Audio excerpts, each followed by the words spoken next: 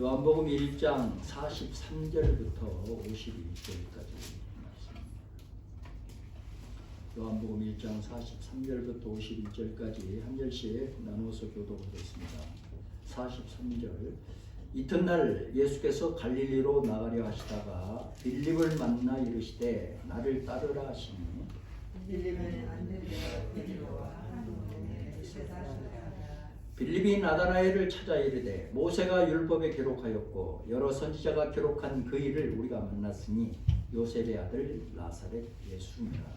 나다나엘이 이르되 나사렛에서 무슨 선한 것이 날 수 있느냐. 빌립이 이르되 가서 보라. 예수께서 나다나엘이 자기에게 오는 것을 보시고 그를 가리켜 이르시되 보라, 이는 참으로 이스라엘 사람이라 그 속에 간사한 것이 없도다. 나다나엘이 이르되 어떻게 나를 아시나이까. 예수께서 대답하여 이르시되 빌립이 너를 부르기 전에 내가 무화과 나무 아래에 있을 때 보았노라. 나다나엘이 대답하되 라삐여, 당신은 하나님의 아들이시오 당신은 이스라엘의 임금이로소이다. 예수께서 대답하여 이르시되 내가 너를 무화과 나무 아래에서 보았다 하므로 믿느냐. 이보다 더 큰 일을 보리라. 함께 또 이르시되 진실로 진실로 너희에게 이르노니 하늘이 열리고 하나님의 사자들이 인자 위에 오르락 내리락 하는 것을 보리라 하시니라. 아멘. 한 주간 동안 잘 지내셨습니까? 이제 가온도 이제 좀 간 것 같고 코로나도 많이 이제 사라지는 것 같고 그렇습니다. 그래도 아직도 코로나 때문에 고생하신 분들이 계시고 우리가 이 땅을 살아가면서 좋은 일도 많이 있죠. 기쁜 일도 있고 감사한 일도 있고 행복한 일도 있고 또 더불어서 스트레스도 굉장히 많잖아요. 문명이 발달할수록 스트레스 건수도 늘어난다고 그렇게 얘기들 하죠. 진짜 우리가 이렇게 살다 보면은 TV에 와닿는 것들이 그런 거잖아요. 현대인들은 정말로 수많은 스트레스 속에서 시달리면서 살아간다. 그런 거. 우리에게 다가오는 스트레스 중에서 가장 큰 거, 크다고 생각을 하는 것, 사실은 큰 게 아닌데 크다고 생각이 되는 것 스스로. 그게 뭐냐면 경제적인 스트레스잖아요. 물질적인 스트레스. 가만히 제가 생각을 해봤어요. 지금 나는 물질적인 스트레스가 있냐 없냐, 설교하고 있는 나는 있냐 없냐, 있어요. 근데 또 가만히 생각해 보면 그걸 스트레스라고 생각하는 내가 참 좀 그런 거야. 왜냐면은 먹고 살잖아요. 굶지 않고. 근데 거기에 욕심이 더해지고 욕심이 생기고 욕심이 보태지고 하니까 그게 스트레스로 작용을 하는 거야. 나한테는 그래요. 여러분들은 어떨지 모르겠죠. 저라고 돈이 필요가 없겠습니까? 저도 돈이 많이 필요해요. 그게 내 욕심이든 탐심이든 아무튼 꼭 써야 될 곳이든 아무튼 이제 그게 스트레스로 작용을 하는 거예요. 스트레스. 우리 큰애가 그래요. 아빠 걱정하지 마세요. 그러면은 지는 어떤 의미에서 걱정하지 마세요 그렇게 말하는지 모르지만 그 말을 듣고 나는 속으로 생각하는 거예요. 자식아, 네가 걱정하지 말란다고 걱정이 없냐? 네가 아빠 마음을 알아? 야, 이런 생각이 드는 거예요. 아빠가 정작 원하는 게 뭔지 너 지금 알고 있어? 이제 이 생각이 드는 거잖아. 한편으로는 감사하고 고맙고 그래도 아빠를 위해서 이렇게 말이라도 해준 게 감사하고 고맙지만 또 한편으로는 네가 내 마음을 아냐?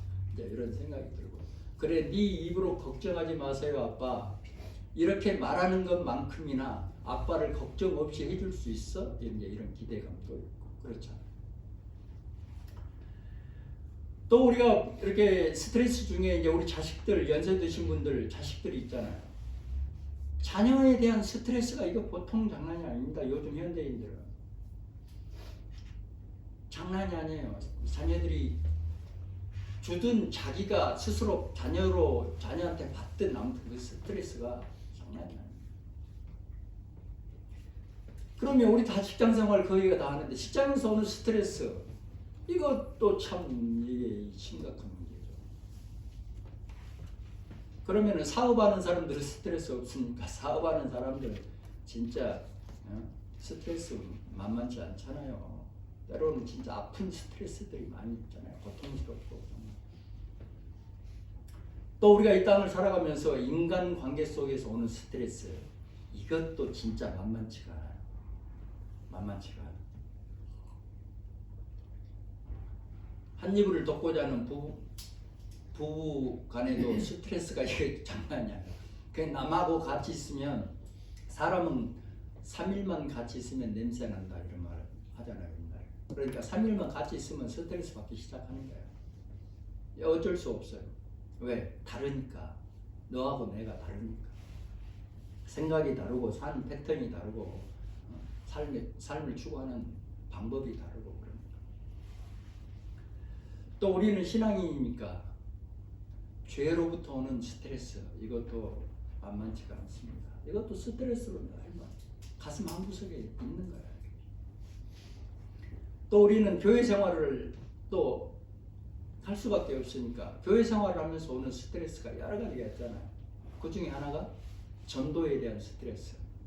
이거 잊어버릴만 하면 또 튀어나오고 잊어버릴만 하면 또 튀어나오고 저 말 안 듣고 살았으면 좋겠는데 그 말 안 듣고 안 들 수가 없잖아. 교회 다니면서 나도 안 했으면 좋겠는데 목사가 돼서 이 교회의 담임 목사로 세워지는 한 내 의무 중에 하나가 그거잖아. 전도를 여러분들에게 설교해 드리는 거. 하나님의 말씀을 여러분들에게 전해 드리는 거. 이 말을 내가 안 하면은 나는 또 직무유기인 거야. 하나님 앞에서. 너 왜 그 말 안 해? 직무유기인 거야. 그러니까 할 수밖에 없어. 또 여러분 들을 수밖에 없어. 이게 스트레스예요. 스트레스. 그런데 이런 모든 스트레스가 다 나쁜 것만은 아니에요. 나쁜 것만 아니에요. 여러분들 신앙생활 하시면서 저 사람 진짜 안 봤으면 좋겠다. 저놈 인간 어디로 없어져 버렸으면 좋겠다. 나 저것 때문에 스트레스야. 왕 스트레스야. 그런데 어쩔 때는 그 사람을 통해서 은혜 받을 때도 있어. 어떨 때는 그 사람을 통해서 내 문제가 해결될 때도 있어. 그러니까 스트레스가 꼭 나쁜 것만은 아닌 거예요. 이 나쁘다고 생각하고 힘들다고 생각하는 스트레스가 내 인생에는 활력을 주고 정말로 힘을 주는 그런 보약과도 같은 그런 스트레스도 있는 겁니다. 그래서 스트레스를 힘들다, 어렵다, 고통스럽다 이렇게만 생각하지 말고 이 시간 말씀을 들으시면서 한번 생각을 바꾸고 그래서 힘들다고 생각하고 스트레스라고 생각하는 것이 그것이 내게는 힘이 되고 능력이 되고 복이 될 수 있도록 생각을 한번 바꿔보는 거예요. 자, 사순절이 지났죠. 사순절 기간 동안 우리를 구원하기 위해서 이 땅에 오셔서 모진 고통과 아픔과 그리고 어려움을 당하시고 십자가에 죽으시고 다시 3일 만에 부활하신 그 주님의 사랑과 은혜 그리고 우리를 구원하기 위해서 당하셨던 그 모든 고통과 아픔을 동참하기 위해서 그리고 그 주님의 사랑과 은혜를 느껴보기 위해서 나름대로 열심히 기도하신 분들도 계십니다. 나는 이렇게 주님의 고난과 아픔을 동참해 봐야 됩니다. 나는 이렇게 하나님의 사랑과 은혜를 한번 느껴봐야 됩니다. 그리고 주님께 내가 뭔가 좀 해야 되지 않겠나. 가만히 있으면 안 되지 않겠나. 해서 무언가를 해보신 분들이 계십니다. 그렇다면 저와 여러분은 이번 사순절 기간 동안 뭘 어떻게 해보셨습니까? 자가진단하고요. 나는 이번 사순절 기간 동안 그 하나님의 은혜와 사랑을 기억하고 주님이 나를 구원하기 위해서 모든 고통과 아픔을 당하셨던 그 아픔을 한번 느껴보고 이걸 나는 어떻게 했나? 그냥 설교 시간에 듣고 말았나? 아니면 나름대로 기도하시고 나름대로 뭔가 해보셨나? 하나님은 죄 가운데 있는 인간들을 구원하시려고 구원 계획을 세우셨어요. 그래서 방법이 딱 하나 있는 그 방법이 내가 인간이 돼서 인간 세상에 내려가서 인간들을 체육하고 인간들을 위해서 내 목숨을 내주는 방법이 그 방법 하나를 가지고 이 땅에 오신 거예요. 그래서 오셔가지고 모진 고난과 아픔을 당하셨잖아요. 정말로 많은 어려움을 겪으셨어요. 자, 이런 모든 것이 다 뭘 하기 위한 거였어요? 나를 구원하기 위해서. 나 하나를 구원하기 위해서. 하나님이 그렇게 모진 고통과 아픔을 당하신 거예요. 그래서 하나님께서 가장 중요하게 생각하시는 것이 영혼 구원인 거예요. 오직 하나님의 관심은 하나예요. 영혼 구원. 오직 하나님의 관심은 너한테 있는 거예요. 너한테. 다른 사람한테 있는 게 아니라 나한테. 그래서 하나님이 제일 기뻐하시는 일이 영혼 구원이잖아요. 하나님께서 이 지구상에 왜 교회를 세우셨겠습니까? 나름대로 전 세계에 흩어져 있는 다 그 세워져 있는 교회들을 왜 세우셨겠어요? 교회를 통해서 하나님이 하시고자 하시는 일은 딱 하나예요. 영혼 구원. 영혼 구원. 하나님께서 우리들에게 지상 명령하신 일도 영혼 구원이잖아요. 영혼 구원하라니까. 그런데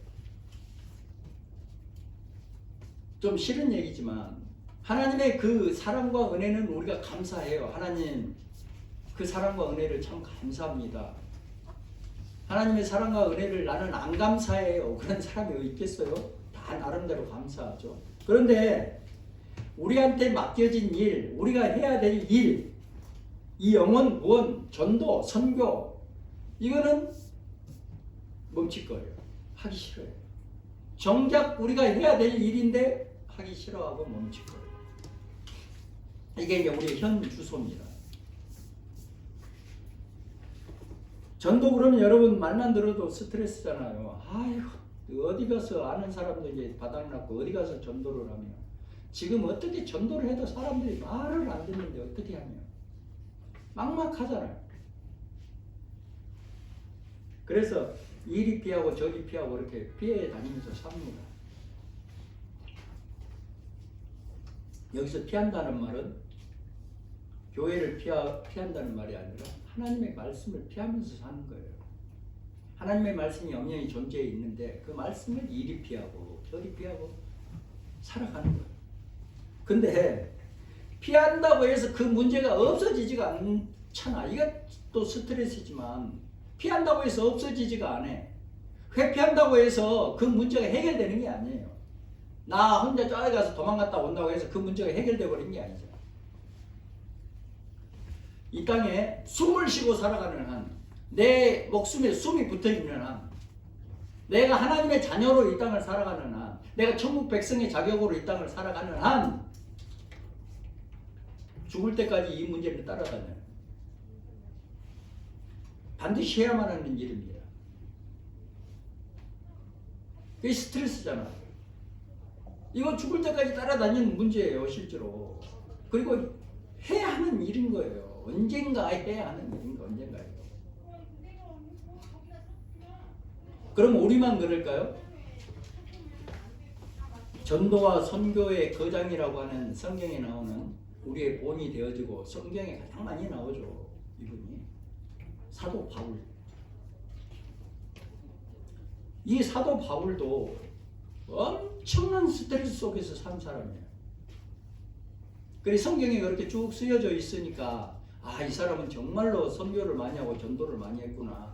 정말로 훌륭한 분이다. 이렇게 우리가 기억을 하고 말을 하지만 전도하는 일로 엄청나게 스트레스를 받았어요. 고린도 전서 9장 16절에 보면 이런 말씀이 있어요. 내가 복음을 전할지라도 자랑할 것이 없으면 내가 부득불할 일이니라. 만일 복음을 전하지 않으면 내게 화가 있을 것이로.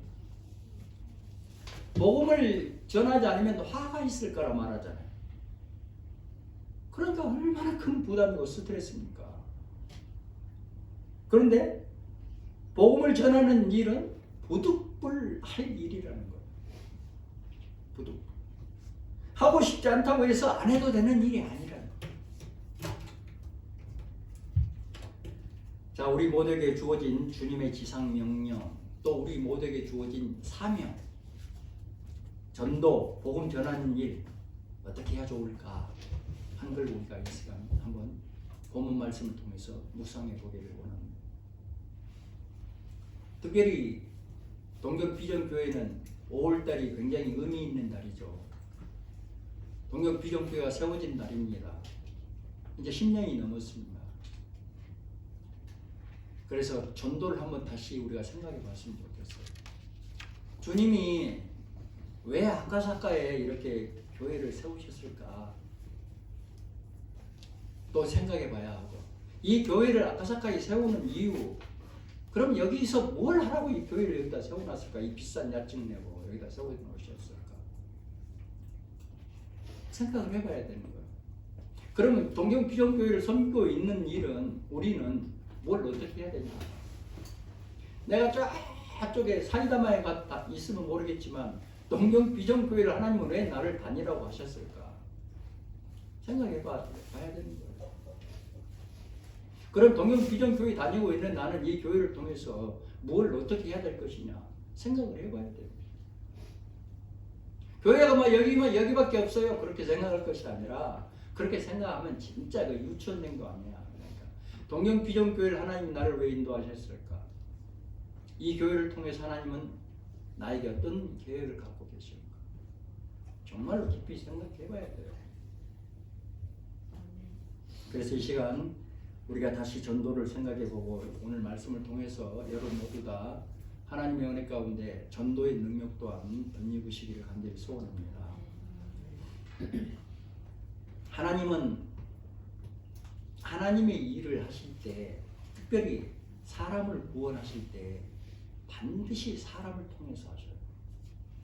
하나님이 무슨 능력이 없어서 나를 통해서 그렇게 하시겠습니까? 나를 구원해 주시는 이유 중에 하나가 그거예요. 내가 하나님이 직접 불러서 어느 날 갑자기 예수를 믿고 목사가 됐겠습니까? 내가 이 자리에 서기까지 많은 사람을 통해서 내가 예수를 믿게 된 거잖아요. 이 사람도 보내고 말 안 들으니까 또 저 사람을 보내고 또 말 안 들으니까 저 사람을 보내고.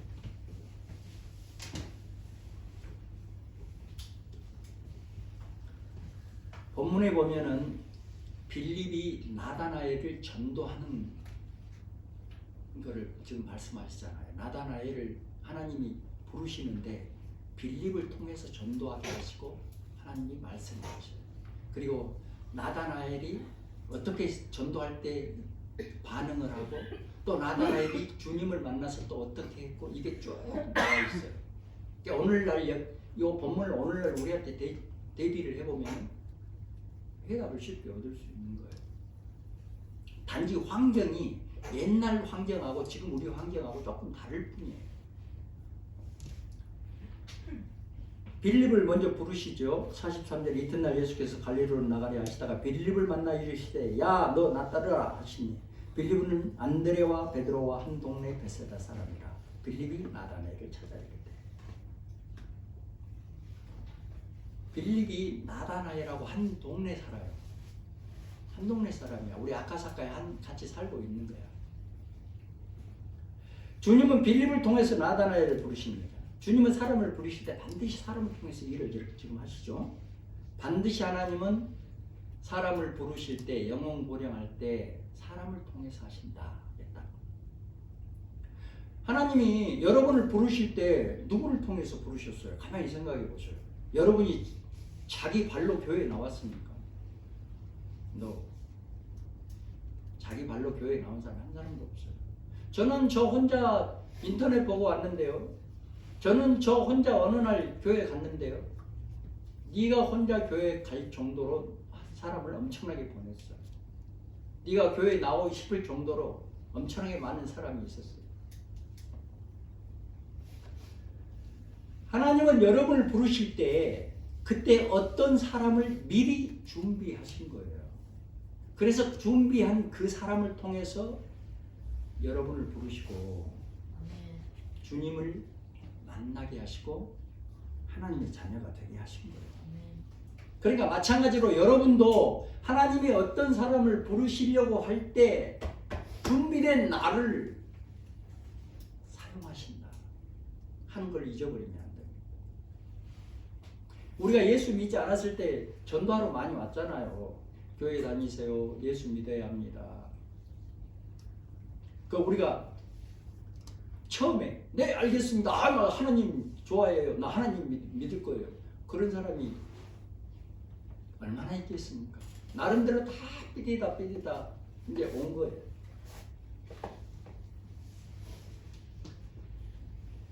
그 사람을 사용해서 나를 계속해서 부르셨던 거예요. 그러면 나도 준비된 사람이야 이제 하나님이. 그러니까 누군가를 구원하실 때 나를 또 사용하실 거예요. 그때 그 기회를 놓치지 말아야 돼요. 나를 구원하기 위해서 누군가가 복음의 통로가 되었듯이 나도 누군가를 구원하는 일에 복음의 통로가 돼야 합니다. 아멘. 여러분 모두 다 주님이 쓰시는 구원의 통로가 되시길 축원합니다. 아멘. 그런데 문제가 우리한테 이제 문제가 뭐냐면 내가 복음의 통로로 쓰임 받는 것을 쓰여지는 것을 별로 좋아하지 않아요. 싫어해. 그래서 주님이 말씀을 하신 거예요. 강하게 말씀하신 거예요. 주님이 부활하셔서 이 땅에 40일 동안 계시다가 승천을 하늘나라로 가시면서 우리 교회의 모토가 되는 말씀 마태복음 28장에 말씀하시잖아요. 가라. 가서 가야 돼. 모든 민족을 제자로 삼고 이렇게 말씀하시잖아요. 가야 된다.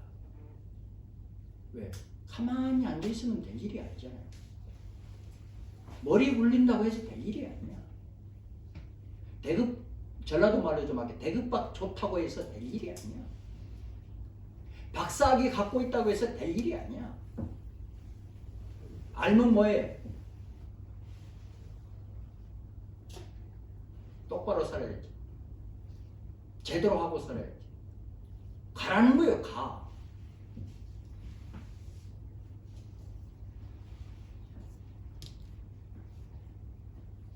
사도행전 1장 8절에 이렇게 말씀하셔요.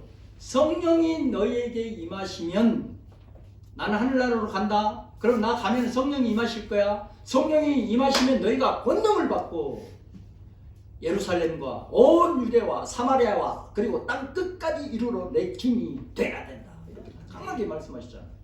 명령을 하시잖아요. 부탁한 게 아니고 명령을 하시잖아요. 자, 예루살렘 가야 돼.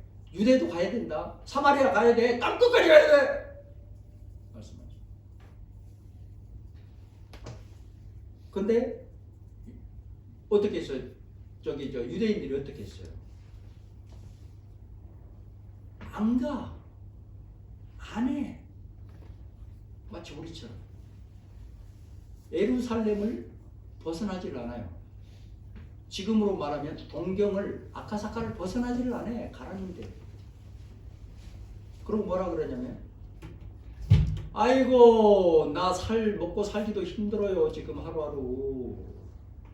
제발 좀 다른 사람 가라 하세요. 나는 진짜 먹고 살기 힘듭니다. 나 그 정신 없어요. 이렇게 말.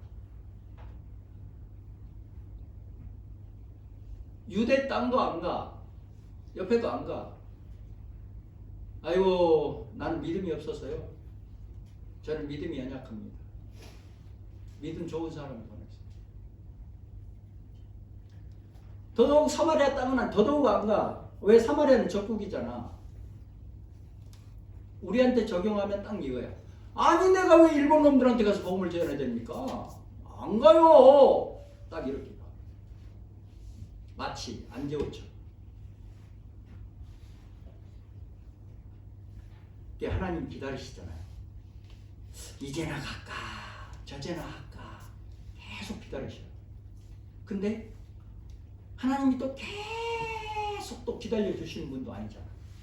어느 시점이 되니까 하나님이 일을 하기 시작해요. 드디어 어떤 일을 하기 시작해요? 손을 대기 시작합니다. 말 안 들으니까. 어떻게? 엄청난 핍박을 가하기 시작합니다. 엄청난 핍박을 당하도록 세상 일을 만드셔요. 그래가지고 견디지 못하도록 하나님 일을 만드셔요. 그런데 어떻게? 어쩔 수가 없이 죽지 않으려고 살려고, 제가 한 말이 아니고 성경에 기록되어 있어. 살려고, 죽을 것 같으니까 살려고 유대 땅으로, 사마리아 땅으로 도망을 가요.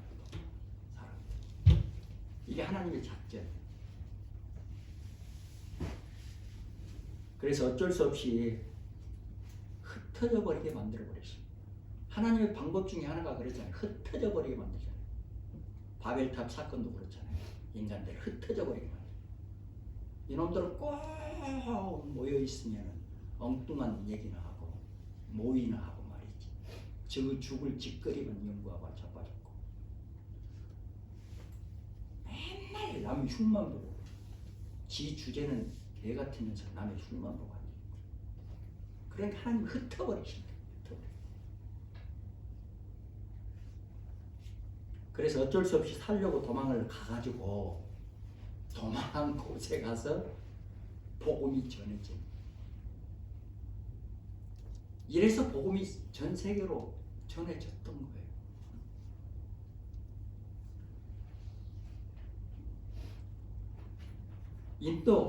인도 그 험한 곳까지도 그래서 복음이 전해져. 그래서 대한민국까지도, 일본까지도 복음이 전해진 거예요. 교회가 해야 하는 일 가운데 하나는 뭐냐면 예배 드리는 일이죠. 그리고 하나님을 바르게 알아들고 바르게 섬기도록 하는 것이 교회예요. 또 하나는 뭐예요? 흩어져서 복음을 전하는 일이에요. 그러니까 우리 교회가 하는 일이 뭐예요? 모여서 예배 드리고 흩어져서 복음을 전합니다. 근데 우리 동경부정교회는 모여서 예배 드리는 건 모범적이에요.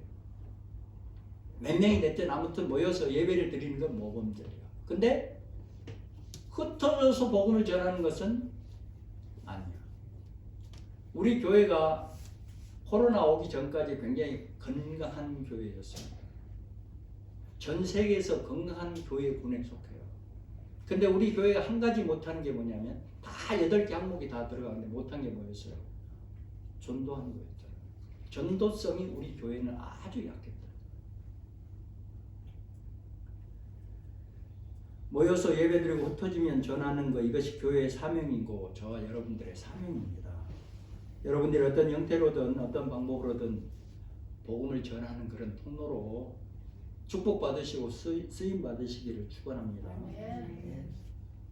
또 하나는 뭐냐면 사람을 구원시키는 분은 사람이 아니라 주님이세요. 하나님이십니다.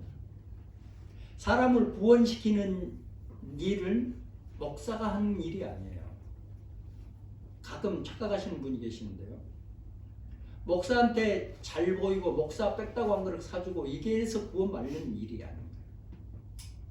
제가 목회를 하면서 가장 엄격한 성경의 잣대를 대고 엄격하게 제가 체크하고 엄격하게 시행하는 것이 세례 문제입니다. 세례 문제.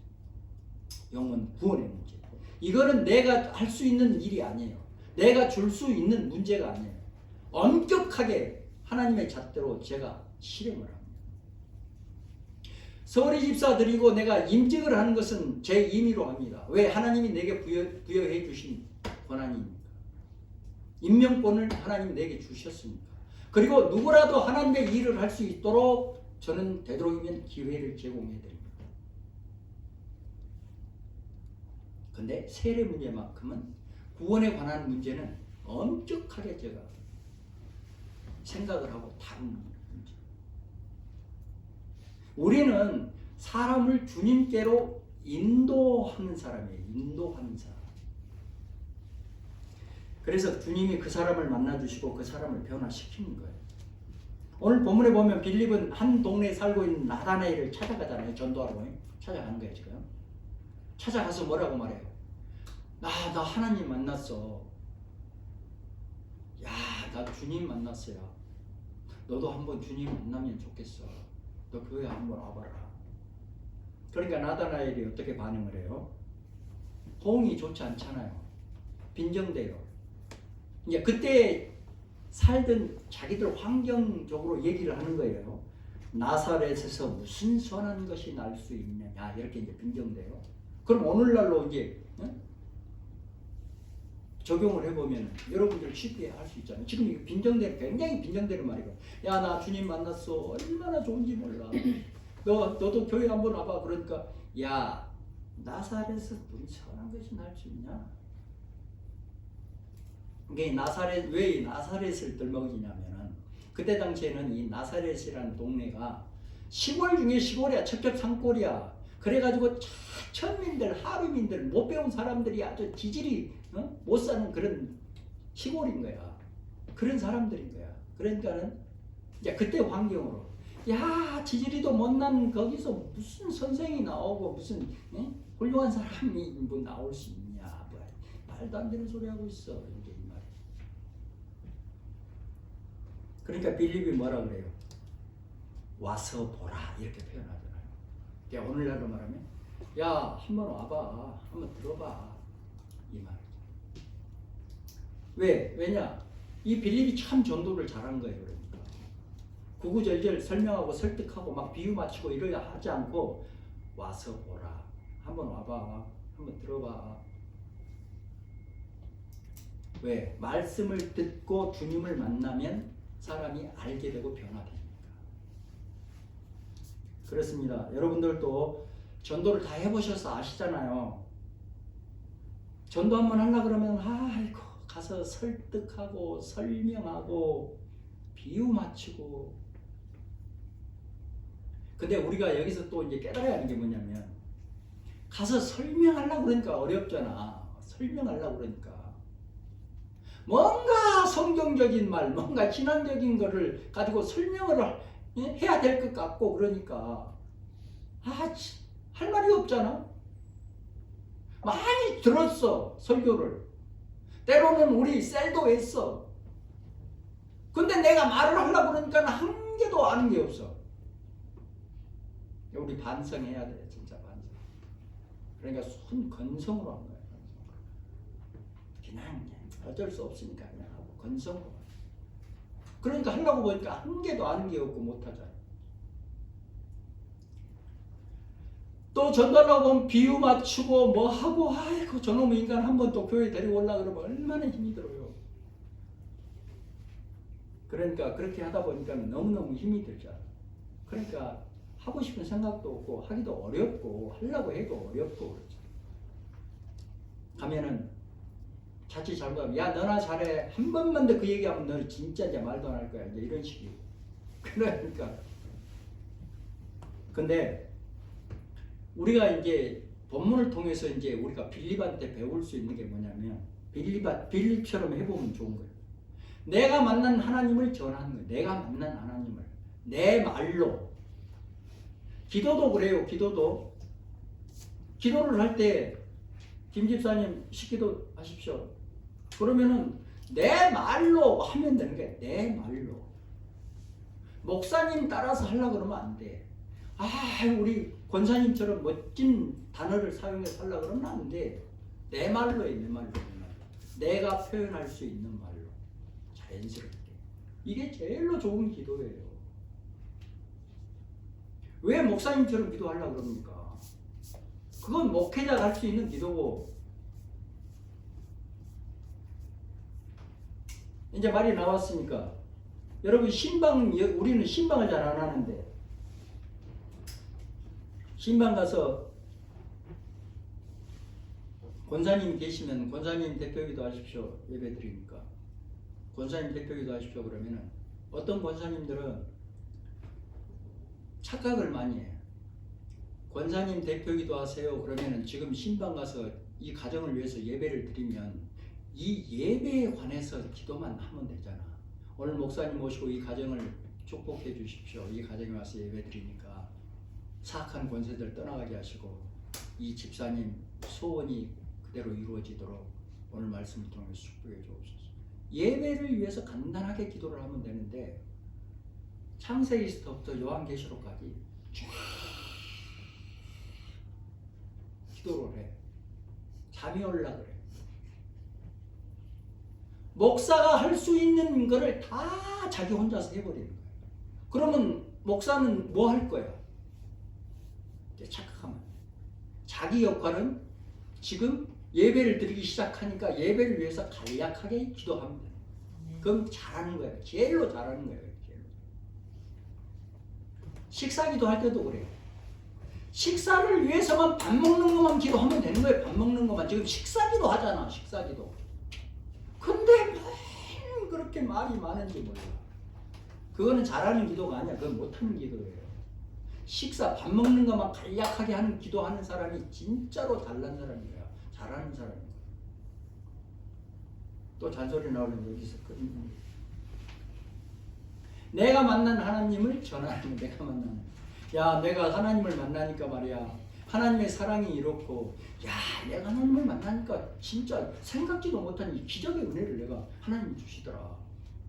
등등등등등등. 내가 만난 하나님, 내가 생각하고 내가 만났던 하나님, 하나님이 내게 주셨던 그 은혜와 사랑들 각자 다를 수 있어요. 각자 다를 수 있습니다. 그거를 자연스럽게 말하면 되는 거죠.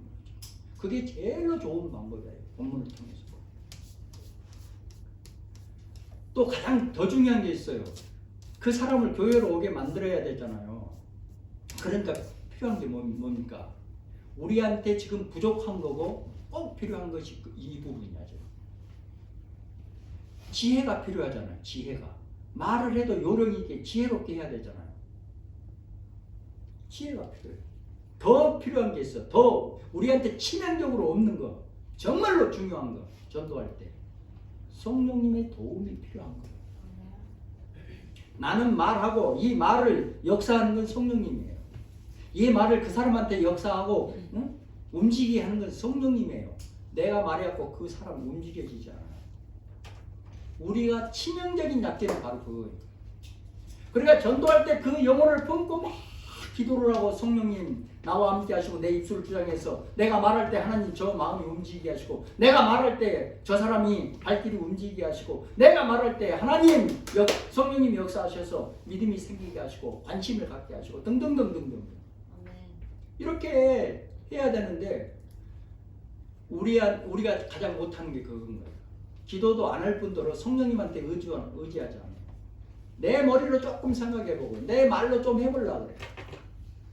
안 되는 거예요. 진짜 안 돼요. 그건 안 돼요. 왜? 전도는 영적인 문제에서 성령님이 함께 하시고 도와주셔야 이루어지는 일이에요. 안 그러면 안 이루어져요. 아니 목사님이 해도 안 돼요. 가장 큰 원인이 거기에 있잖아요. 가장 큰 원인. 전도는 데려오는 거잖아요. 또 데려오는 거. 말하고 데려오는 거. 그러니까 와서 듣게 하고 보게 하고 느끼게 해주는 거예요. 느끼게 해주는 거. 왜냐하면 하나님의 말씀은 지난주에도 말씀드렸듯이 살아있잖아요. 살아계신 하나님께서 재워야 하고 말씀하시는 거잖아요. 그 말씀이 살아있는 거잖아요. 그래서 운동력이 있는 거예요. 그러니까 말씀이 사람 속에 들어가면 영적인 움직임이 일어나는 거예요. 그 성령님이 내 입을 통해서 계속 역사하면 영적인 움직임이 그 사람한테 일어나기 시작하는 거예요. 한마디로 말씀이 주님이 성령님이 사람을 변화시킨다. 내가 변화시키지 못한다. 내가 말을 하면은요 상대방은 내가 다음 무슨 말을 할지도 알아. 내가 해도 되겠어요. 마지막으로 본문을 통해서 보면은 우리가 주님을 알기 전에 먼저 주님이 나를 알고 계셨다. 본문에 나와 있죠. 빌립이 이제 전도를 해가지고 이제 인도로 이제 나다나엘이 이제 오잖아요. 그러니까 주님이 나다나엘한테 이렇게 말씀하셨잖아요. 예수께서 나다나엘이 자기에게 온 것을 보시고 그를 가르쳐 이르시되 이제 말씀하시는 거예요. 보라 이는 참으로 이스라엘 사람이라 그 속에 간사한 것이 없도다. 이렇게 말씀하셔요. 나다나엘이 오니까 이 사람은 참으로 이스라엘 사람이로다. 그렇게 말씀하셔요. 이 말이 무슨 말이냐면 야, 이 사람은 진짜로 하나님의 은혜를 간절히 사모하는 사람이로구만. 너는 하나님의 은혜를 간절히 사모하는 사람이네. 너는 정말로 하나님을 기다리고 너는 정말로 메시아를 기다리고 있구나. 이 뜻이에요. 간사한 것이 없다. 네 마음속에는 거짓이 없구나. 너는 참 진실하고 정직한 사람이구나. 이렇게 말씀하시잖아요. 그러니까 나다나엘이 지금 주님을 처음 만나요. 그러니까 나다나엘이 깜짝 놀래요. 아니 이분이 어떻게 내 속마음을 지금 이렇게 딱 알지? 그러니까 물어보잖아요. 아니 당신이 내 마음을 어떻게 알아요? 이렇게 물어보잖아요. 그러자 예수님께서 말씀하시잖아요. 빌립이 너를 부르기 전에 야 빌립이를 너 만나기 전에 너 내가 다 알고 있었어. 그때 이 상황으로 네가 뭐가 남 아래 있을 때 보았다. 너 옛날부터 내가 알고 있어.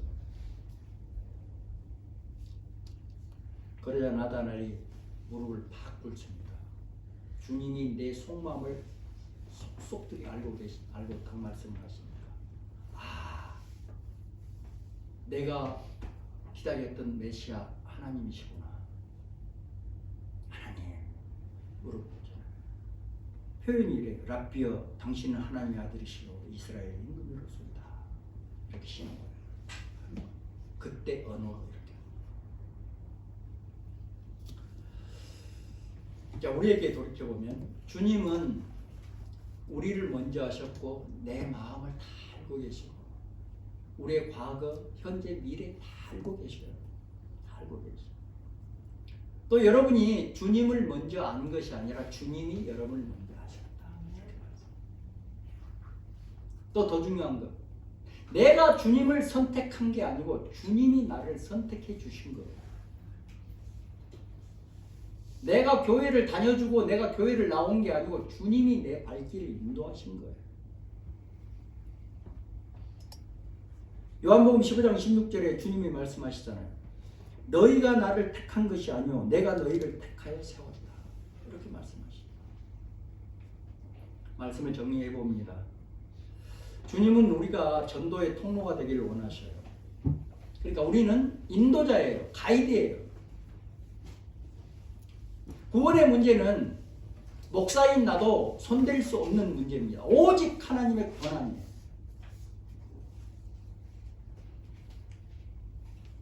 그래서 때로는 그런 분들 계셔요. 아이 목사님 저 사람 빨리 세례를 주세요. No. 내 권한이 아니에요. 나도 주고 싶죠. 나도 주고 싶어요. 근데 그 사람 믿음이 없는데 어떻게 세례를 줍니까? 하나님은 믿음을 보시고 구원을 하신 거예요.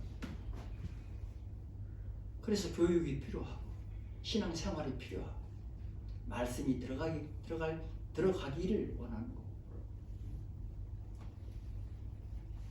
사람을 변화시키는 것은 우리가 아니에요. 말씀이 변화시키고 주님이 변화시키고 성령님이 변화시키는 것입니다. 전도는 복음을 전하고 데려오는 거예요. 그러면 주님이 변화시키고 주님이 일꾼을 만드시고 사용하십니다. 저와 여러분들이 하나님의 뜻을 이 땅에 실현하는 그런 전도자가 되기를 원하고 또 하나님이 제일 기뻐하시는 영혼 구령의 열매가 풍성하게 맺혀지기를 하기를 소원합니다. 저도 성도일 때 거의 매일 그랬어요. 사람을 새롭게 만날 때마다 전도에 대한 그 강박 관련이 얼마나 큰지 몰랐어요. 내 안에서 성령님이 내 양심을 통해서 말씀하시는 거예요. 너 왜 예수 말을 안 해? 예수라는 말이라도 해야지. 사람을 만날 때마다 그냥 아주 그냥 부담되는 거야. 그냥 얘기하면서도 예수를 말할까 말까. 말해야 되는데 또 놓치고 또 말하다 보니까 말하면 안 될 것 같아서 또 참고 그러고 돌아서서 또 후회하고 또 기도하고 하나님 잘못했으면 다음에는 꼭 사람 만나면 내가 예수를 전할게. 몇 년을 그렇게 살았어요. 그러다가 어느 순간부터 입을 열기 시작한 거예요. 어떻게? 하나님, 내가 안 되네요. 잘. 성령님께서 내 입술을 좀 주장해 주시고 나를 좀 하게 해 주세요. 그렇게 기도를 간절히 하면서부터 시작합니다. 여러분 모두가 다 하늘의 생명록에 기록된 사람, 정말로 하늘의 상급이 풍성하게 예비된 사람, 또 이 땅에서도 복의 통로로 사용되는 사람으로 그 복을 잘 받아서 누리며 사시기를 주님의 이름으로 축원합니다. 아멘. 오늘은 5월을 맞아서 우리 교회를 다시 한번 생각해보고 또 하나님의 은혜와 사랑을 다시 또 기억해보고 또 하나님이 나를 향해서 계획하신 것, 나를 향해서 이루고자 하시는 일이 무엇인가를 또 다시 생각해보고 하나님께서 제일 기뻐하시는 일이니까 복음을 전하자. 내 언어로, 내 수준으로, 내 방식으로 전하자. 목사님처럼 하려 하니까 잘 안 된다.